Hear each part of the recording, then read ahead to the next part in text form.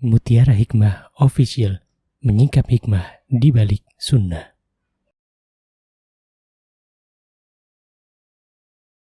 Salurkan donasi terbaik Anda untuk mendukung dakwah Mutiara Hikmah Official.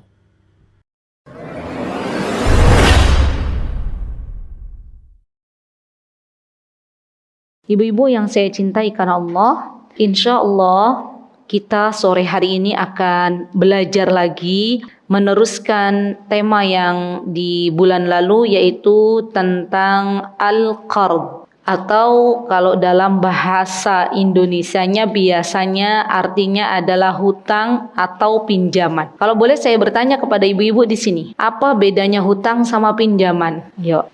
Jadi hutang itu adalah hutang yang pemanfaatannya habis. Itu hutang. Berarti pinjaman yang apa? Yang kalau dipakai tidak habis. Contoh Bu, misal ibu mau hutang beras, itu hutang atau pinjam? Hutang. Ibu pinjam atau hutang uang? Dilihat aja dari kebermanfaatannya, habis apa enggak? Hutang harusnya. Kalau pinjam itu yang kebermanfaatnya ndak habis. Contoh, saya mau minjam rumah. Ada nggak orang bilang saya mau ngutang rumah? Ada Bu. Kenapa bahasanya pinjam? Karena rumah nggak habis. Ibu mau nempatin 1 hari, 2 hari, apakah rumahnya jadi habis, jadi ambles? Enggak, masih ada kan? Atau saya mau pinjam mobil. Kira-kira mobil itu kebermanfaatnya habis nggak? Enggak, dalam jangka waktu ibu meminjam itu loh, habis nggak setelah itu? Tidak, maka itu pinjam. Hanya di Indonesia Raya yang tercinta ini, terkadang pinjam sama hutang itu hampir mirip. Ya nggak Bu? Kita nggak bisa bedain mana hutang mana pinjam. Padahal dalam bahasa Arab yang namanya hutang dan pinjam itu berbeda. Ya, catat dulu dengan bahasanya Ibu deh. Apa bahasa Arabnya? Kalau hutang itu bahasa Arabnya al-qard. Kalau pinjam itu bahasa Arabnya sebenarnya i'arah. I'arah pakai hamzah. Mungkin ibu-ibu nyebutnya alif, padahal alif itu nggak berharokat, ya. Maka yang berharokat itu disebutnya hamzah. I'arah. I'arah itu pinjam. Kalau al-qard itu adalah hutang. Baik. Kalau kita berbicara masalah hutang piutang atau pinjam meminjam, biasanya minimal ada berapa orang Bu dalam muamalah hutang piutang ini? Minimal 2. Siapakah mereka? Yang memberikan pinjaman dan yang meminjam. Yang pemberi hutang namanya apa? Kreditur. Yang menerima debitur. Itu bahasa aja. Ibu kalau bingung mana kreditur, mana debitur, ya udah yang menerima dan yang meminjami. Dah, itu bahasa yang paling mudah. Nah, di dalam Islam, subhanallah, masalah hutang piutang ini hukumnya adalah boleh. Aslinya boleh. Dan di dalam Islam, subhanallah, semuanya diatur sedemikian rupa. Ada aturan-aturannya sendiri, baik bagi orang yang meminjamkan dan bagi orang yang menerima pinjaman, atau bagi orang yang menghutangkan dan orang yang menerima hutang. Itu punya aturan masing-masing. Contohnya apa Bu? Contoh misalnya, orang yang memberikan hutang di dalam Islam ada kaidah yang berlaku bahwa Allah Subhanahu wa taala berfirman, wa in kana dzu usratin fanadiratun ila maisarah. Ini ibu-ibu. Orang yang memberikan hutang, maka hendaklah ketika ia tahu yang menerima hutang itu berada dalam sebuah kesulitan, dia bisa membantunya, memberikan tenggang waktu tanpa denda. Ini kewajiban bagi yang memberikan hutang. Baik Bu, catat dulu ya.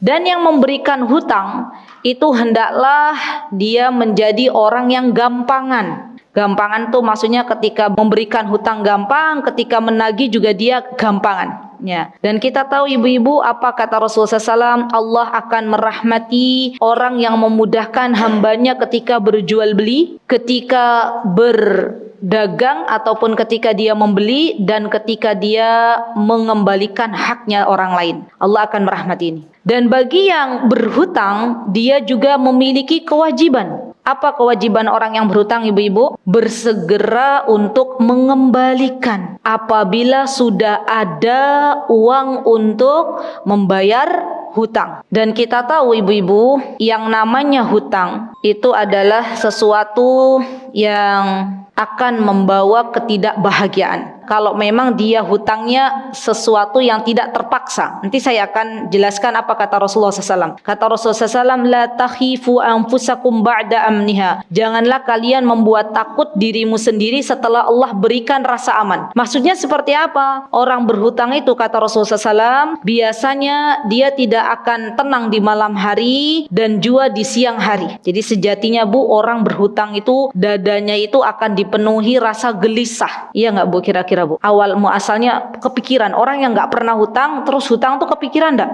Kepikiran. Dan itu fitrah. Kalau ada yang berkata, ibu-ibu bilang, tapi ada orang yang dia berhutang kayaknya tenang-tenang aja tuh hidupnya, gitu ya. Ketemu sama saya malah pamer dengan benda barunya. Itu hatinya sudah mengeras. Ya, karena saking keseringan hutang nggak sering bayar. Jadinya apa? Jadi sudah Allah cabut rasa fitrahnya. Jadi fitrahnya orang yang berhutang, dia akan mendapati dirinya tidak akan tenang. Kemudian orang yang berhutang, ibu-ibu, subhanallah, kalau ia punya niat dari awal itu tidak akan mengembalikan hutang tersebut, maka sudah tercatat sebagai seorang pencuri. Jadi hati-hati. Kalau orang yang berhutang dia tahu ilmunya ini, ilmu di dalam agama Islam ini, bahwa orang yang berhutang itu ketika ada niat di dalam dirinya tidak mengembalikan hutang dari awal tuh, saya mau hutang kepada ibu fulan atau ibu fulana, tapi memang saya niatnya nggak mau ngembaliin, habis itu kabur, ketahuilah bahwa ia tercatat sebagai pencuri di sisi Allah Subhanahu wa Ta'ala. Kemudian orang yang berhutang, dia hendaklah tahu di dalam Islam diatur bahwa ketika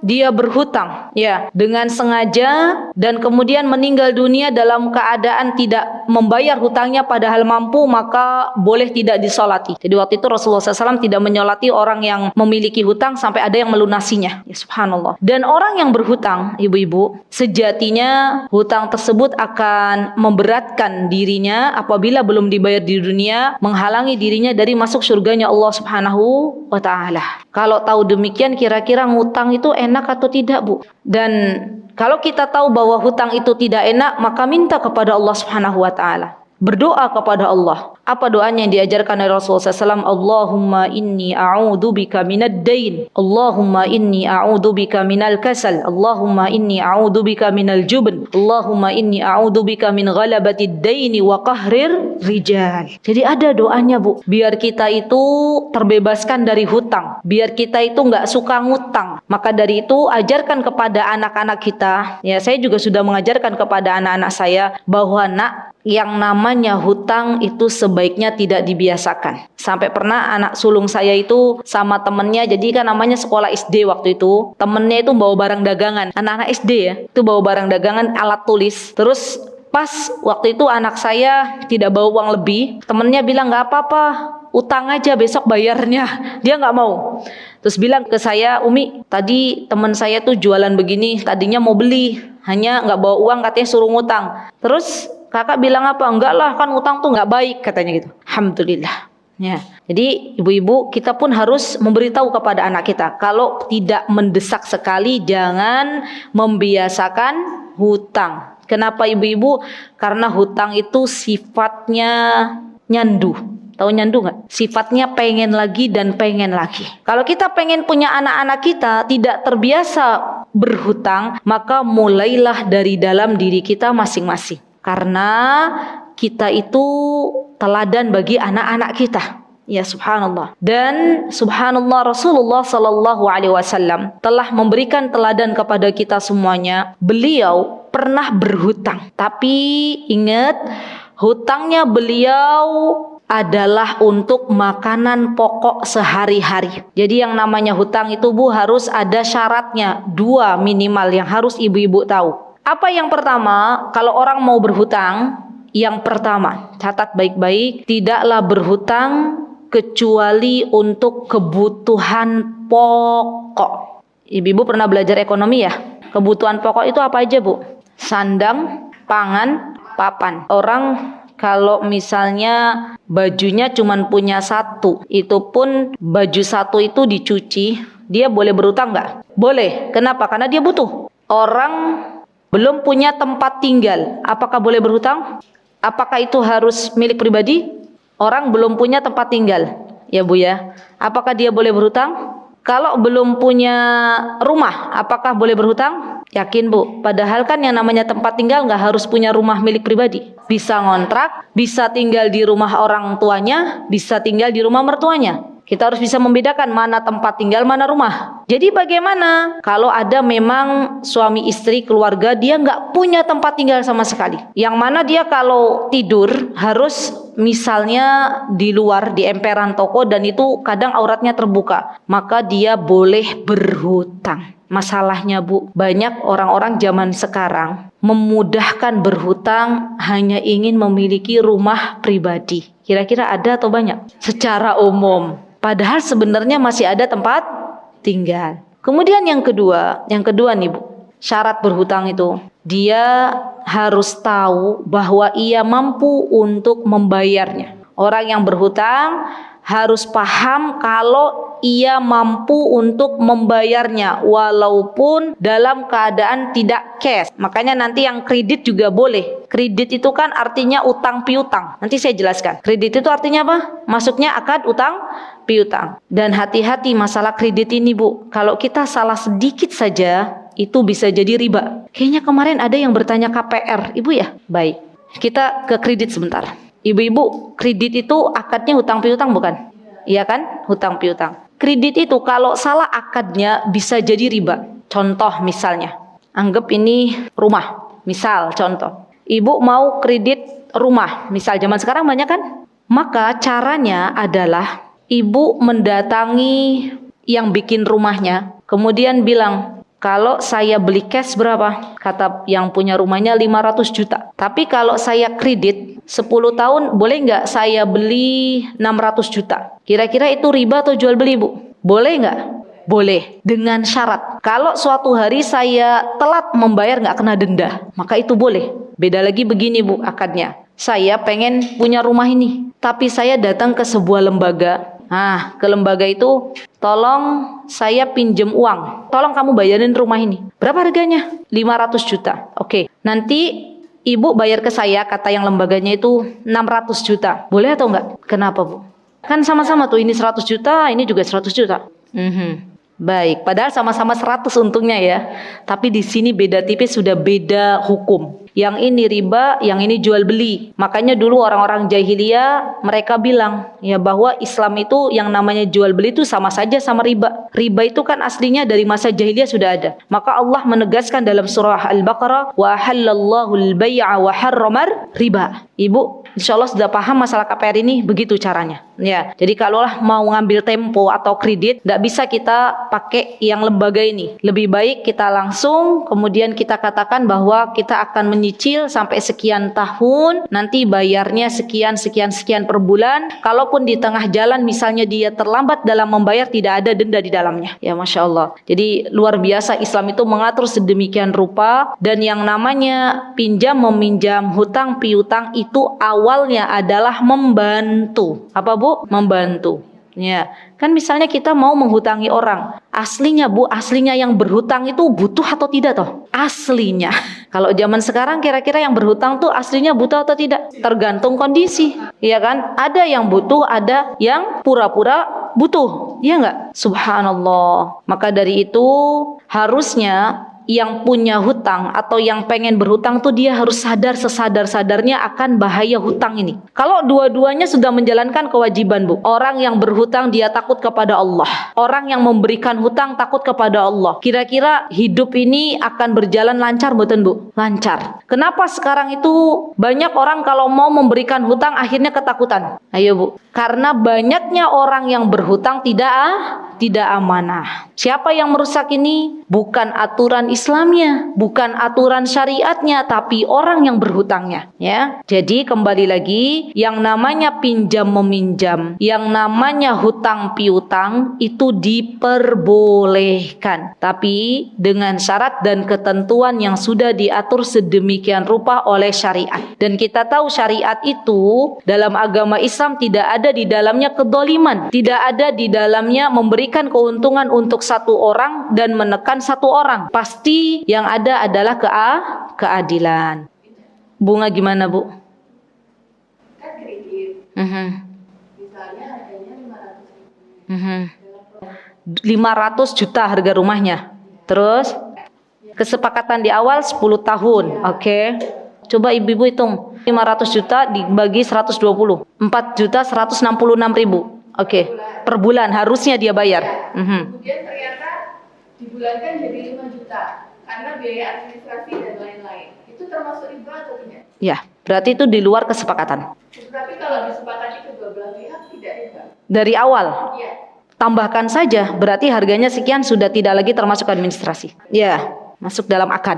Ya. Karena kalau sudah ada administrasi dan lain sebagainya, biasanya begini Bu, subhanallah. Di kita nih, misalnya saya tidak usah mengucapkan sebuah nama mereknya. Begini aja, Ibu ada bagi hasil. Nih saya simpan nih. Kemudian bank itu bilang begini, oke, nanti Ibu setiap bulan dapat 5% dari apa yang Ibu telah pinjamkan. Itu riba atau bukan? Riba. Karena yang namanya bagi hasil tuh tidak diketahui dari awal. Tidak sampai, padahal di bank-bank seperti itu kan. Dari awal sudah dikasih tahu tuh, nanti dapat sekian persen. Ya. Dan subhanallah, terkadang kita itu dibuat seakan-akan bunga bank itu simpan pinjam itu karena kita berjasa telah meminjamkan uang kepada sebuah lembaga. Dan itu juga termasuk riba. Ya Bu ya. Jadi tadi untuk biaya-biaya semuanya totalannya berapa ditotalkan aja. Nanti disepakati dari awal berapa dibagi berapa tahun atas kesepakatan yang pertama. Ya. Baik. Kemudian ibu-ibu yang saya cintai karena Allah, di sini disebutkan bahwa yang namanya hutang piutang ada kaidah yang berlaku. Pertama, bahwa seorang muslim ketika memberikan pinjaman tidak boleh mengambil manfaat apapun dari apa yang telah dihutangkan atau apa yang telah dipinjamkan. Seperti apa contohnya? Misal, ibu-ibu mengutangkan uang kepada A. Nih saya kasih utang deh 1 juta, tapi syaratnya ya saya boleh pinjam mobil nyenengan buat muter-muter area Bantul, itu boleh nggak? Hah? Kenapa nggak boleh? Karena ada manfaat yang diambil. Padahal yang namanya hutang piutang itu kita nggak boleh yang namanya yang menghutangkan, yang meminjamkan mengambil manfaat. Dan ini termasuk masuk dalam arisan. Mohon maaf ya ibu-ibu, ini saya harus jelaskan. Ketika yang mendapatkan arisan akhirnya harus memberikan konsumsi, mohon maaf, untuk yang anggota arisan. Ya. Jadi bagaimana, apakah arisan itu boleh atau tidak? Arisan itu asal muasalnya adalah masuk dalam akad hutang piutang, ya. Nah, karena arisan itu masuk dalam akad hutang piutang, berarti kan gini Ibu, kalau kita pikir secara logika, orang yang mendapatkan kocokan pertama, undian pertama, berarti sejatinya dia berhutang kepada orang banyak. Iya nggak Bu? Ya. Dan kalau dia mendapatkan arisan, berarti dia tidak boleh, kan dia dapat pinjaman tuh, memberikan manfaat kepada orang yang meminjamkan. Jadi gimana dong kalau di luar sana ada sebagian orang yang kalau mungkin ya Bu, kalau wallahu ta'ala, kalau di luar banyak, itu kalau yang dapat kocokan dia dapat berarti dia ngunduh nanti. Ya, itu tidak boleh. Bagaimana solusinya? Solusinya ada 2. Ya, agar arisan itu tidak masuk ke dalam riba. Yang pertama, antara yang ngunduh dan yang mendapatkan beda urusan. Jadi dari awal tuh kumpulan ibu-ibu RT 01. Kita nih ya, 1 tahun ini dibagi rata. Dari nomor rumah ibu ketempatan bulan 1, ibu yang ini ketempatan bulan 2, tergantung nomor rumahnya, urutannya. Sudah Bu? Deal ya? Tiap bulan ganti, tinggal geser sedikit. Sudah? Setelah itu kumpul di rumah A, baru dikocok. Siapapun yang keluar, maka tidak mesti yang kedua. Dan bulan berikutnya, nomor yang kedua sudah harus menjamu, walaupun dia tidak mendapatkan arisan. Itu boleh. Itu solusi pertama. Yang kedua, solusinya adalah membedakan antara konsumsi dan yang mendapatkan arisan. Berarti patungannya. Dan ini biasanya dalam sebuah silaturahim keluarga, gitu ya ibu-ibu ya. Tahunan itu menurut orang Indonesia nggak rame kalau nggak ada arisan. Saya mau datang karena dapat arisan, gitu ya. Biasanya begitu ya Bu ya. Maka apa yang mesti dilakukan? Patungan. Kira-kira untuk biaya makan berapa dibagi rata. Itu boleh. Ya. Yang tidak boleh adalah ketika yang mendapatkan kemudian ngunduh untuk menjamu tamunya. ini masuknya riba. Bisa dipahami ibu-ibu? Jadi hukum arisan itu sendiri tidak mutlak haram atau tidak diperbolehkan dalam agama Islam. Terkadang yang namanya patungan itu ada plus minusnya. Ya, tadi minusnya adalah hutang, plusnya terkadang masuk dalam bab ta'awun, saling tolong menolong. Daripada minjam ke bank ya, dan itu akan membawa kepada riba, mending minjam ke arisan atau caranya cara arisan. Hanya ibu-ibu yang saya cintai karena Allah, jikalau ini terjadi pada diri ibu-ibu, maka perhatikan jangan sampai arisan yang sudah berjalan akhirnya masuk ke dalam riba. Jadi arisannya tetap ada, hanya caranya yang dibedakan. Nanti kalau misalnya ibu-ibu tanya gimana dong kalau ada orang non muslim di situ, biasanya begitu ya. Ya sudah, kita jelaskan. Mohon maaf karena kita itu, saya adalah seorang muslim, saya adalah seorang muslimah, dalam agama saya itu begini, jelaskan. Ya. Nah, nanti bagaimana arisannya tetap jalan, hanya caranya saja yang diganti. Ada yang menjamu, ada. Ya, dibedakan antara yang dapat kocokan, yang dapat arisan dan yang menjamu. Kalau di negara kita kan yang dapat ya yang menjamu. Ibu tega, orang yang dapat arisan kan berarti orang yang berhutang. Ya nggak Bu? Orang yang berhutang artinya orang yang membutuhkan. Sudah dia butuh, kita ambil lagi. Ya kan? Coba kalau secara logika, itu artinya sesuatu yang mendolimi orang lain, masuk dalam kedoliman kepada orang lain. Baik, berarti yang pertama kaidahnya, orang yang memberikan pinjaman tidak boleh mengambil manfaat apapun, baik itu jasa maupun barang. Ya. Yang kedua, orang yang memberikan pinjaman dia harus masuk dalam kategori balik atau dewasa. Jadi nggak boleh anak-anak yang belum balik dia memberikan pinjaman. Tapi ya konsumsinya 15.000 Bu, nggak boleh nambah-nambah lagi. Jangan sampai misalnya ini 15.000, tapi kok 15.000 kayaknya snacknya kurang mantep ya gitu ya. Akhirnya yang mendapatkan arisan, ya wis lah saya tambahin. Sama itu nggak boleh. Sama ibu memberikan manfaat artinya. Kalau begitu ya tambahin aja. Berarti berapa kira-kira snack itu kalau yang mitayani 20? 25? Ya sudah, kita patungan segitu.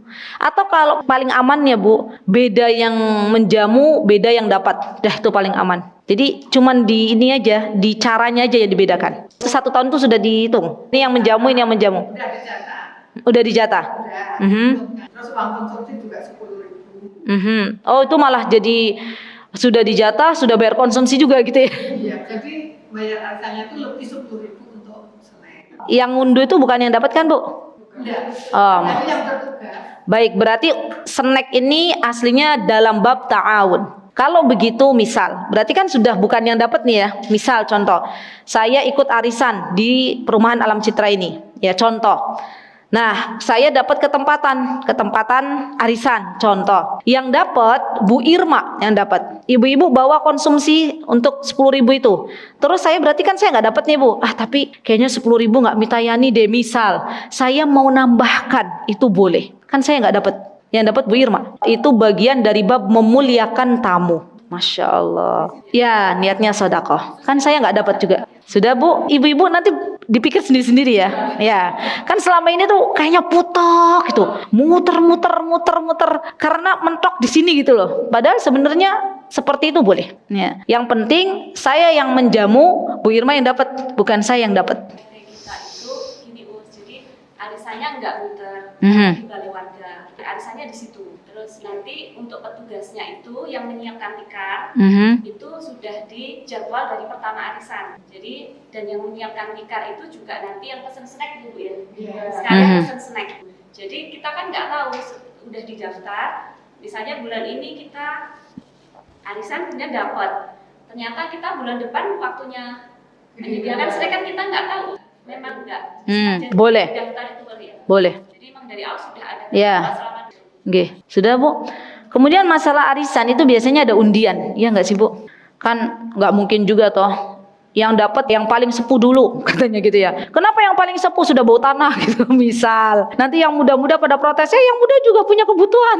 Atau yang paling yang dapat duluan yang penghuni lama misalnya ya. Itu kira-kira penghuni barunya siren dah Bu. Iri ya, lo kok penghuni lama gitu ya. Nah, gimana caranya? Diundi. Dan para ulama mengatakan undian itu diperbolehkan. Apa yang menjadi acuan bagi mereka undian diperbolehkan? Yang pertama, dulu zamannya Nabi Yunus alaihissalam, waktu Nabi Yunus alaihissalam berada di kapal, itu kira-kira ada undian enggak? Ada. Rasulullah sallallahu alaihi wasallam ketika beliau akan safar, pergi jauh, maka biasanya beliau juga ngundi siapa istrinya yang akan ikut. Ya, berarti undian di sini itu diperbolehkan. Begitu ya Bu ya. Baik, sudah selesai bab arisan? Sudah clear?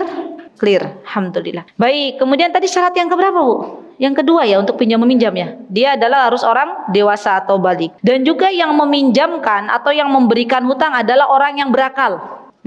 Jadi nggak bisa kita minjam ke orang gila, karena dia nggak tahu tasarruf, nggak tahu kapan mengeluarkan uang dan kapan menggunakan uang tersebut. Yang keempat, hendaknya harta yang ia berikan kepada orang yang akan meminjam adalah hartanya sendiri atau miliknya, bukan milik orang lain. Jadi status hartanya ketika dia akan memberikan hutang kepada orang lain itu harta miliknya, bukan milik orang lain. Jadi tidak boleh menghutangkan harta yang tidak dimilikinya. Yang keberapa Bu? Kelima, pemberi hutang tidak boleh mensyaratkan di awal adanya tambahan dalam pembayarannya nanti. Pemberi hutang tidak boleh mensyaratkan di awal, ya Bu ya, tidak boleh mensyaratkan di awal adanya tambahan ketika membayar hutang tersebut. Yang keenam, jika yang berhutang Bu, dia akan memberikan lebih tanpa adanya kesepakatan di awal, maka ini diperbolehkan. Sekali lagi, jika yang berhutang ketika membayar dia akan memberikan kelebihan dalam berhutangnya atau nominalnya, maka ini diperbolehkan selagi tidak ada kesepakatan di awal. Jadi dulu Rasulullah SAW ketika beliau berhutang unta, maka waktu itu tidak ada unta kecuali unta yang terbaik. Padahal dulu Rasulullah SAW berhutangnya unta yang biasa-biasa saja. Maka kata Rasulullah SAW, kata beliau, ma min muslim yuqrid musliman qardan marrataini illa kana qasadaqatiha marrah. Barang siapa yang dia memberikan lebih ya dengan nominal atau barang ketika dia berhutang, dia lebih memberikannya, maka itu dihitung dengan sedekah. Tapi syaratnya tidak ada kesepakatan di awal. Begitu ya Bu ya. Kalau ada kesepakatan di awal, saya berikan utang ya ke jenengan 500.000, tapi nanti jenengan harus kasih saya THR ya. Minimal harus kasih apa Bu? Hadiah lebaran. Itu nggak boleh. Ya. Jadi nggak boleh ada kesepakatan di awal. Baik, terakhir untuk hutang piutang ini, ketika ada macet di tengah jalan, maka bagi yang memberikan hutang, dia bisa memberikan dua solusi. Ketika ada yang berhutang, dia macet di tengah jalan, nggak bisa bayar, maka bagi yang memberikan hutang, dia bisa memberikan dua solusi. Solusi yang pertama, memberikan ketenggangan waktu untuk pembayaran. Solusi kedua, ia relakan hutang tersebut dan ini dihitung sebagai sedekah. Paham Bu? Misal, ibu memberikan hutang 1 juta misal kepada orang lain. Tiba-tiba orang ini nggak bisa bayar. Ya, maka ibu punya dua cara yang ibu berikan kepada orang yang berhutang ini. Cara yang pertama, ya udah nanti kapan-kapan aja bayarnya. Cara yang kedua, ya udah lunas utangmu, nggak ada utang. Sudah freekan, sudah saya anggap itu sedekah saya, maka ini diperbolehkan. Dan orang-orang yang sering memberikan hutang kemudian ia mengikhlaskannya untuk diberikan sebagai sedekah, maka ini termasuk orang-orang yang Allah suka kepadanya. Masya Allah ya. Jadi memang ada tuh tipe orang begitu, nggak mau ribet gitu loh Bu. Ibu-ibu zaman sekarang banyak nggak orang yang berhutang, malah yang ribet itu orang yang mengutanginya. Banyak. Siapa yang berhutang, siapa yang memberikan hutang. Daripada rame kita pikiran, ya sudah, saya alhamdulillah sudah ada rizki dari Allah dari arah jalur yang tidak terduga, ya sudah saya selesaikan, saya infakkan saja hutang bulan yang pernah berhutang kepada saya infakkan. Itu lebih baik. Dan Allah akan menggantinya dari arah yang tidak terduga. Masya Allah ya. Jadi dalam Islam tuh luar biasa. Orang yang memberikan hutang, kalau dia bisa memberikan ya, atau dia sudah memberikan tenggang waktu, itu dihitung pahala di sisi Allah Subhanahu wa taala. Allahu Akbar. Baik, kemudian ibu-ibu, terakhir ya dari bab pembahasan hutang ini, adanya perbedaan antara qard dan wadi'ah. Terakhir, apa bedanya qard dan wadi'ah? Perbedaannya ada di cara mengembalikan. Kalau wadi'ah itu dia mengembalikannya sesuai dengan apa yang dititipkan, barangnya. Saya nitip ke Mbak Uki. Mbak Uki, saya mau pergi jauh nih, keluar kota, saya nitip uang ya. Nih uangnya, 100 ribuan, 10 lembar. Mbak Uki harus memberikan kepada saya sesuai dengan uang yang saya beri ke Mbak Uki. Gak bisa uang 100 ribuannya udah beda. Gak bisa, fisiknya harus sama. Itu namanya wadiah. Wadiah. Ibu-ibu mungkin kalau pernah nabung di sebuah bank syariah, ibu-ibu biasanya pakai akad apa tuh? Wadiah kan? Tapi masalahnya di sana wadiahnya kita nyetor, belum tentu uangnya sama, iya nggak? Atau transfer ya kan? Ataupun nyetor, kita nyetornya 100 ribuan, dapatnya 50 ribuan pecahannya, dapatnya 20 ribuan, ya kan? Beda kan Bu? Nah itu harusnya namanya qard. Jadi qard beda lagi. Apa itu qard? Qard itu adalah kita meminta atau meminjam sesuatu dan mengembalikan penggantinya. Kalau misalnya saya, namanya qard, saya pinjam kepada Mbak Uki, Mbak, saya nitip ya Mbak, saya nitip nih ke Mbak Uki, nanti Mbak Uki kembalikan dengan barang yang berbeda, itu boleh. Namanya apa? Al-qard. Jadi kalau al-wadi'ah itu harus sama persis barangnya, kalau al-qard boleh tidak sama barangnya, yang pasti nominalnya sama. Subhanallah, bahasa Arab itu adalah bahasa yang sangat luas sekali. Sehingga dalam bab utang piutang, pinjam meminjam, itu sudah beda bahasa. Ya kalau kita disamakan dalam bahasa Indonesia. Subhanallah. Baik ibu-ibu, itu yang bisa saya sampaikan. Yang pasti kalau dua-duanya ia memiliki ilmu yang dalam, yang ngerti akan kewajiban masing-masing, mana hak, mana kewajiban, maka tidak ada di dalam sebuah keluarga, di dalam masyarakat adanya satu sama lain saling mendolimi. Yang ada adalah keharmonisan, yang ada adalah saling memberikan manfaat, yang ada adalah saling bantu-membantu, saling tolong-menolong, dan disinilah letak keadilan Islam yang sesungguhnya. Ya Masya Allah. Maka dari itu seharusnya sudah menjadikan sebuah kewajiban bagi kita, kalau kita mau bermuamalah hendaklah memiliki ilmu terlebih dahulu. Baik ibu-ibu mau berjual beli, mau pinjam meminjam, mau gadai menggadai, mau apa lagi masuk muamalah itu, mau bagi hasil, mau perkreditan, semuanya sudah diatur jelas di dalam Islam. Wallahu ta'ala a'lam. Jikalau ada yang benar datangnya dari Allah subhanahu wa ta'ala, jikalau ada yang salah datangnya dari saya pribadi, saya mohon maaf yang sebesar-besarnya. Aqulu qawli hada wa astaghfirullah li wa lakum wa akhiru da'wana alhamdulillahi rabbil alamin. Assalamualaikum warahmatullahi wabarakatuh. Mutiara Hikmah Official, menyingkap hikmah di balik sunnah.